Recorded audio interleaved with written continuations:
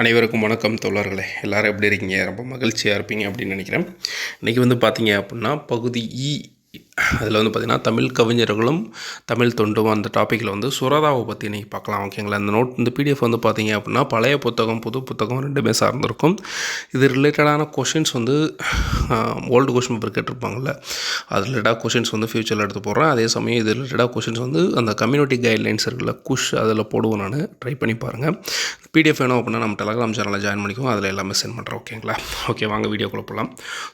சுரதாவோட இயற்பெயர் என்ன அப்படின்னா ராசகோபாலன் என்பது இயற்பெயர். பெற்றோர் வந்து திருவெங்கடம் செண்பகம் அப்படின்றதோடு பெற்றோருடைய பேர். ஊர் வந்து பழையனூர்.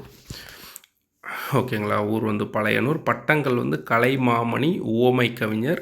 இவர் வந்து பாவேந்தர் அப்படின்னு சொல்லி அழைப்பாங்க. ஓகேங்களா? அதாவது சுரதாவுடைய உவமை கவிஞர் அப்படின்றது ஸ்கூல் புக்லேயே இருக்குது.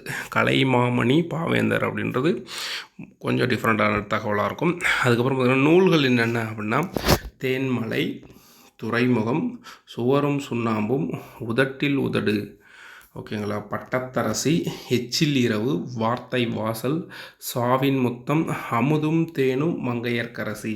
ஸோ இந்த நூல்கள் எல்லாமே வந்து பார்த்திங்க அப்படின்னா யார் எழுதியிருப்பாங்க அப்படின்னா சுரதா தான் எழுதியிருந்திருப்பார்.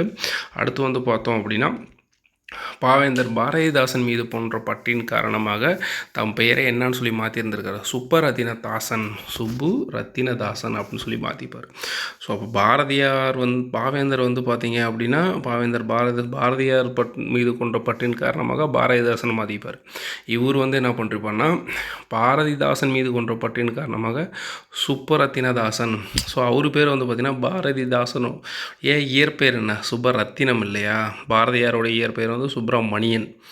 அவர் பேர் வந்து சுபரத்தினம். ஸோ ஒரு சுபரத்தினத்தை கூட இவர் தாசன் அப்படின்றத ஆட் பண்ணிப்பார். ஓகேங்களா? சுபரத்தின தாசன் என்பதன் சுருக்கமே என்னன்னு சொல்லி சொல்கிறாங்க, சுரதா அப்படின்னு சொல்லி மாற்றிட்டார். தேன்மலை நூல் வந்து தமிழக அரசின் வளர்ச்சித்துறையின் சிறந்த நூல்களுக்கான விருதை பெற்றது. அது தேன்மலை. சுரதாவின் எந்த நூல் தமிழ் வளர்ச்சித்துறையின் சிறந்த நூல்களுக்கான விருதை பெற்றது அப்படின்னா தேன்மலை. இவர் தமிழக அரசின் கலைமாமணி விருது, பாரதிதாசன் விருது, தஞ்சையில் வந்து தமிழ் பல்கலைக்கழகம் இருக்கும் அதோட விருது, ராசராசன் விருது அப்படின்ற பல விருதுகளை வாங்கியிருக்காரு. பாரதிதாசனின் தலைமை மாணக்கர். ஸோ பாரதிதாசனின் தலைமை மாணவர் யார் அப்படின்னு சொல்லி பார்த்தோம் அப்படின்னா சுரதா தான். அடுத்து வந்து பார்த்தா அப்படின்னா தமிழக இயலிசை நாடக மன்றம் வழங்கிய கலைமாமணி பட்டம் பெற்றவர். ஸோ இயலிசை நாடக மன்றம் வழங்கிய கலைமாமணி பட்டம் பெற்றவர் யார் அப்படின்னா அவர் வந்து சுரதா தான்.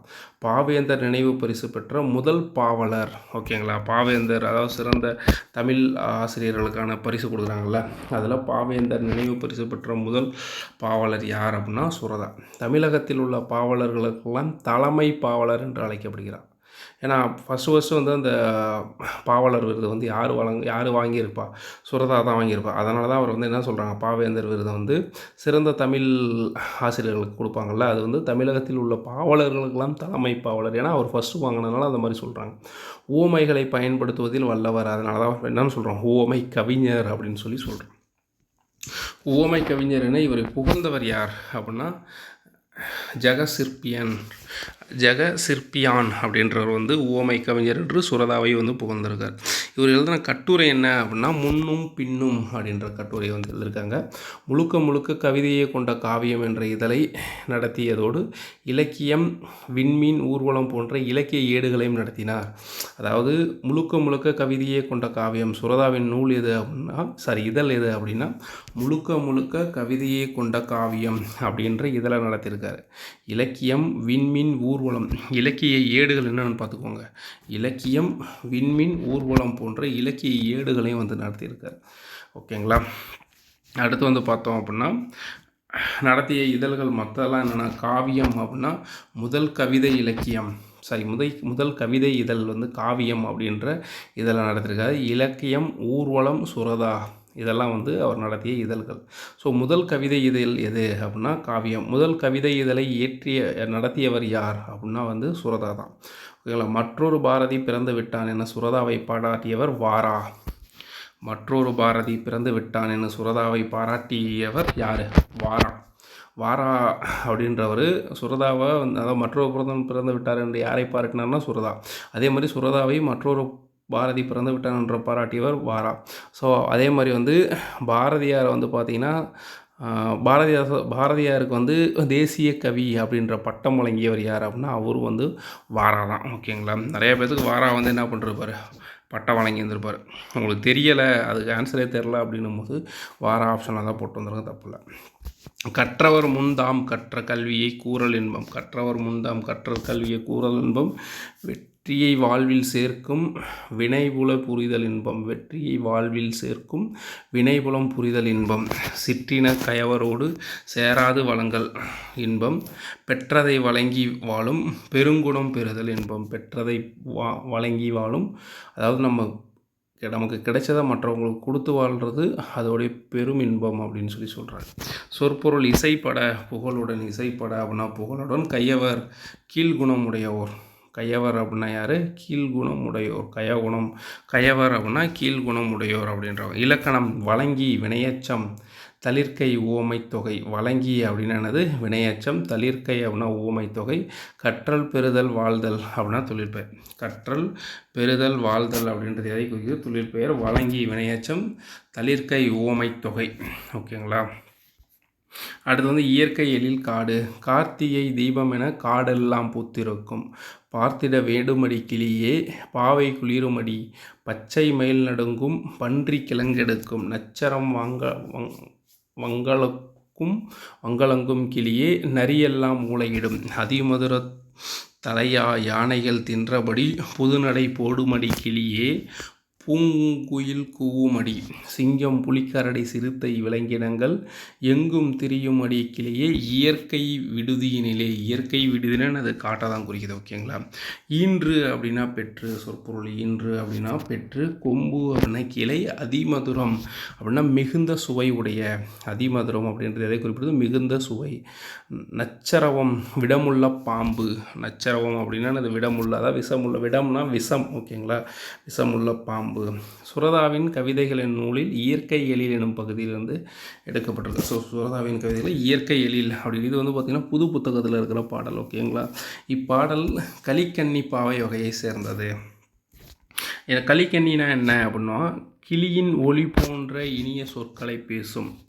கிளியின் ஒளி போன்ற இனிய சொற்களை பேசும் பெண்ணை நோக்கி கூறுவதாக இனிய சந்தத்தில் பாடப்படும் இசைப்பாடலுக்கு கிளிக்கன்னி அப்படின்றது அழைக்கப்படுது. காட்டை குறிக்கும் வேறு பெயர்கள் என்னென்ன அப்படின்னா, கால், கான், கானகம், அடவி, அரண், ஆரணி. ஆரணினா ஒரு காலத்தில் காடாக இருந்த பகுதி தான் இன்றைக்கி வந்து என்ன மாதிரி இருக்குது, ஒரு ஊராக மாறி இருக்குது. ஓகேங்களா. புறவு, பொற்றை, பொழில், தில்லம், அலுவம், இயவு, பலவம், முளரி, வல்லை, விடர், வியல், வனம், முதை, மிலை, இரும்பு, சுரம், பொச்சை, பொதி, முளி, அரில், அரல், பதுக்கை, கணையம். ஸோ இது எல்லாமே எதை பற்றி குறிப்பிடுது, காற்றை பற்றி குறிப்பிடும் வேறு பெயர்கள். அடுத்து இதில் வெற்றி பெற அப்படின்னு சொல்லிட்டு இன்னொரு நூல் ஒன்று. விண்வேறு விண்வெளியில் இயங்குகின்ற வெண்மதியும் செங்கதி முகிலும் வேறு. ஸோ அப்போ விண்வேறு விண்வெளியில் இயங்குகின்ற வெண்மதினா நிலவு, செங்கதிரம்னா என்னது, சூரியன். ரெண்டும் வேறு அப்படின்றாரு. அடுத்தது முகில்னா மேகம் வேறு. மண் வேறு மண்ணோடு கலந்திருக்கும் மணல் வேறு. பனித்துளியும் மலையும் வேறு அப்படின்னு. புண் வேறு வீரர்களின் விழுப்புண் வேறு. புகழ் வேறு செல்வாக்கு வேறு.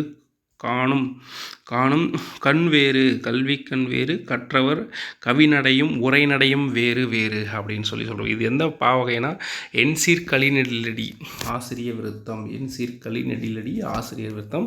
இப்பாடல் கவிஞர் சுறாவின் துறைமுகம் எனும் கவிதை தொகுப்பிலிருந்து எடுக்கப்பட்டது. ஸோ துறைமுகம் எனும் கவிதை தொகுப்பிலிருந்து எடுக்கப்பட்ட நூல் இது. இந்த மேலே விண்வேறு விண்வெளி வேறு.